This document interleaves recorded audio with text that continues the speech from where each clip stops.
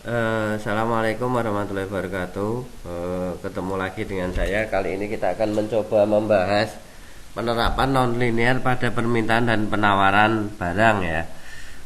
Yang perlu kita pelajari di sini apa? Bahwa adanya fungsi non-linear ya. Bahwa fungsi non-linear itu diambil dari mana? Fungsi non-linear diambil dari yang pertama dari lingkaran, berarti yang seperti ini. Yang kedua elip. Yang ketiga adalah parabola. Yang keempat adalah hiperbola. Maksudnya bagaimana? Kalau fungsi linear itu bentuknya garis lurus, kalau fungsi non-linear itu bentuknya lebih cenderung melengkung. Nah, melengkung di sini kita bisa melihat apakah melengkung merupakan irisan lingkaran, elip, parabola ataupun hiperbola. Kita bisa mencoba melihat ya bahwa pemahaman akan fungsi-fungsi nonlinear dalam mempelajari ilmu ekonomi tidak kalah pentingnya ya, bahwa dengan pemahaman akan fungsi linear meskipun banyak hubungan antara variabel ekonomi cukup dapat diterangkan dengan model linear, tapi banyak yang sedikit yang bisa dan realistis diterapkan dengan fungsi non linear. Maksudnya bagaimana? Kadang garis tersebut itu tidak lurus ya. Misalkan ya, jika fungsi non linear dan linear, kalau linear jelas lurus ya, maka bisa diperoleh titik-titiknya itu garis membentuk garis lurus. Kalau non linear, titik-titiknya itu garis lengkung. Fungsi non linear yang pertama adalah kuadrat, yang kedua adalah kubik, yang ketiga eksponensial, yang keempat adalah fungsi logaritmik ya. Di sini kita bisa melihat ya fungsi apa yang pertama kuadrat ya. Fungsi kuadrat adalah y sama dengan a plus bx plus c kuadrat. C tidak boleh sama dengan 0. Kalau c sama dengan 0, 0 kuadrat sama dengan 0 kan seperti itu ya. Maka tidak boleh seperti itu. Maka di sini adalah contoh fungsi daripada kuadrat. Berikutnya identifikasi persamaan kuadrat. Bentuk lebih umum daripada persamaan kuadrat adalah setidaknya salah satu ya, ax kuadrat plus byx. Dan di sini kita bisa melihat ya, ini apakah fungsi kuadrat? Ya, berarti adalah ax kuadrat plus byx kuadrat plus cx plus dy plus e sama dengan 0. Setidak-tidaknya salah satu dari A atau B itu tidak sama dengan 0 ya, seperti itu ya. Lingkaran ya, bentuk umum daripada lingkaran sama seperti ini. Yang paling banyak ini adalah contoh daripada lingkaran. Elip ya, yang paling banyak digunakan ini bisa bentuknya berupa elip ya, seperti itu. Hiperbola, parabola biasanya seperti ini. Y ax kuadrat plus bx plus c itu juga biasanya banyak digunakan. Sehingga kalau kita mencari akar-akar persamaan, kita juga bisa menggunakan titik-titik yang ada. Min b per 2a, b kuadrat min 4ac per min 4a. Fungsi kubik adalah fungsi pangkat 3 ya. A plus bx plus cx plus dx pangkat 3. D tidak boleh sama dengan 0. Itu kubik ya. Penerapan ekonomi, kita bisa melihat ya bahwa permintaan dan penawaran keseimbangan pasar itu ditentukan oleh hi dx dan sama dengan hi sx ya. Di sini adalah keseimbangan atau equilibrium, titik permintaan penawaran ya. Contoh ya, soal ini ada di bukunya Dumairi. Analisis pengaruh pajak dan subsidi terhadap keseimbangan pasar juga sama seperti pada kondisi linear. Pajak atau subsidi yang menyebabkan harga jual yang ditawarkan berubah tercermin oleh perubahan persamaan penawaran sehingga harga keseimbangan, jumlah keseimbangan dan pasar yang tercipta pun berubah. Selanjutnya kita bisa melihat kasus ya, halaman 143, kasus 23. Fungsi permintaan akan barang ditujukan oleh persamaan Q dx 19 min P kuadrat, sedangkan penawarannya adalah Qs sama dengan min 8 plus 2P kuadrat. Berapa harga keseimbangan tercipta di pasar? HID sama dengan HS, maka ketemunya PE sama dengan 3 dan HE sama dengan 10.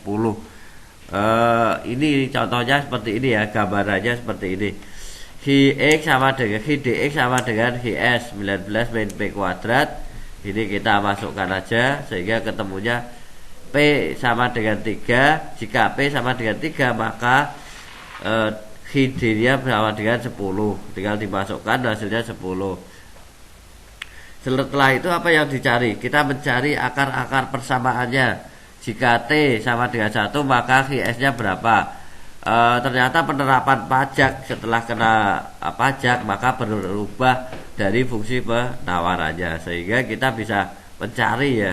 Di sini bisa ketemu HS aksen sama dengan min 8 plus 2 P min 1 kuadrat, ketemunya adalah 2P kuadrat min 4P plus 6. Keseimbangan pasar baru, tinggal HD sama dengan GS aksen, maka ketemunya adalah seperti ini, 3P kuadrat min 4P min 25.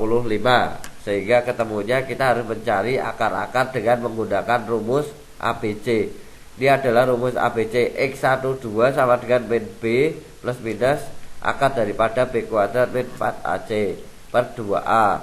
Hasilnya sama dengan, yang pertama kan ada positif, sisi positif adalah 3,63, itu yang digunakan. Sehingga ketemunya adalah HDX aksen sama dengan 5,82, TK sama dengan PE aksen min PE, sehingga 0,63. Dapat dari mana? Ini harga setelah terjadinya pajak, atau di sini adalah T-nya 1. Pajak untuk konsumen adalah T, berarti adalah 1 dikurangi TK, berarti dikurangi 0,36, berarti 0,37. Pajak secara keseluruhan berapa? 5,82 dikali 1, maka ketemunya 5,82. Ini adalah contohnya, di sini sama gambarnya seperti ini. Gambar seperti ini itu bisa melengkung ya, bahwa di sini bisa melengkung. Ya, sama. Ini sama. Silakan dikerjakan latihan soal yang pertama. Kita membahas terkait dengan keseimbangan pasar. Ternyata ada juga ya fungsi biaya. Biaya terbagi menjadi banyak ya, ada biaya tetap, variabel, dan biaya total ya. Fixed cost adalah biaya tetap, variable cost adalah biaya variabel, total cost adalah biaya total. Total cost adalah perjumlahan dari biaya tetap tambah biaya variabel ya. Di sini sama ya. Kita langsung masuk ke salah satu contoh soal. Kasus 24 halaman 147 di bukunya Dumairi. Biaya total yang dikeluarkan oleh sebuah perusahaan ditunjukkan oleh sebuah perusahaan persamaan. C kuadrat sama dengan 2 Q kuadrat min 24 Q plus 102. Pada tingkat produksi berapa unit total minimumnya? Hitunglah persamaan biaya total minimumnya. Berapa biaya tetapnya, biaya variabel, biaya rata-rata. Biaya variabel rata-rata jika produksi Q dinaikkannya 1 unit, berapa besar biaya marginalnya? Yang pertama yang akan kita lakukan adalah kita menggunakan titik ekstrim parabola. Q sama dengan min B per 2A sama dengan min dalam kurung min 24, maka ketemunya 6. C adalah 2, maka kita masukkan menjadi total cost 2 kali 6. Ini dimasukkan, ketemunya adalah 30. Jika Q sama dengan 6, maka biaya tetapnya berapa? Biaya tetapnya adalah 102. Variabel cost-nya adalah 2 kali 6 kuadrat plus 24 kali 6. Maka ketemunya negatif 72. Jika dinaikkan ya Q, maka di sini sudah ketemu semua ya. Tinggal kita memasukkan sebuah rumus. Maka MC-nya adalah 2. Naikkan rata-rata setelah dinaikkan 1 unit, ketemunya adalah 2. Silakan latihan, harapannya teman-teman bisa latihan, itu bisa menambah wacana daripada pengetahuan ya. Terus selanjutnya fungsi penerimaan. Bentuk fungsi penerimaan total adalah total revenue R non linear pada umumnya berupa sebuah persamaan parabola yang terbuka ke bawah ya. Contohnya seperti ini ya. Latihan 25 halaman 149 di bukunya Dumairi ya. Di sini kita bisa melihat ya, harga P sama dengan 900 min 1,5 Hi. R-nya adalah Hi X P ya, sehingga bisa ketemunya adalah berapa R-nya. Tinggal kita memasukkan ya, jika Hi sama dengan 200 maka R-nya adalah 120.000 ya, maka terus P-nya berapa? P-nya baru ketemu, berarti 900 dikali 1,5 Hi. Hi-nya 200 maka P-nya adalah 600. P sama dengan R per Hi, maka 120.000 dibagi 200 ketemunya 600. Jika Hi sama dengan 250 maka R-nya berapa? Ketemunya adalah 131.250.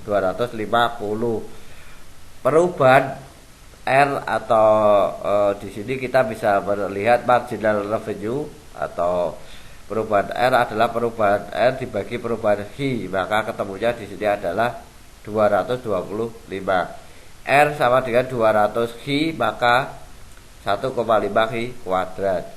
Ketemunya R-nya adalah 135.000. Silakan dikerjakan di latihan yang ketiga. Keuntungan dan kerugian pulang pokok, harapannya teman-teman juga melihat. Nah, ini juga sama contohnya dari seperti itu. Latihan soal yang keempat, ini kan yang ketiga ya. R sama dengan ini juga sama, tinggal kita memasukkan, hitunglah keuntungannya, sehingga teman-teman bisa apabila ada pertanyaan teman-teman silakan ya, ditanyakan melalui WA.